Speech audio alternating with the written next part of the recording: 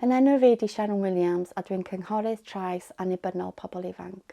Dwi'n cynnig cymorth annibynnol, emosiynol ac ymarferol i bobl ifanc. Da ni'n cynnig cymorth gyda system cyfiawnder troseddol trwy gweithio'n agos gyda'r heddlu ond dal i fod yn annibynnol. Da ni'n neud siŵr bod y pobl ifanc yn barod am cwrs a bod y special measures yna i'r pobl ifanc. Fel cynghorydd trais rhywiol, da ni yna bob cam i gynnig cymorth. Mae'r gwasanaeth yn agor i unrhyw un sydd wedi bod yn victim o trais rhywiol. Mae'r cymorth ar gael trwy gynnig trwy'r heddlu, bwrdd iechyd neu unrhyw asiantaeth proffesiynol. Mae'r gwasanaeth yn agor i hunangyfeirio hefodus hefyd. I unrhyw berson sydd wedi bod trwy trais rhywiol, da ni yma i wrando a cynnig cyngor a mae'n bwysig i beidio fynd trwy rhywbeth fel hyn ar ben eich hun.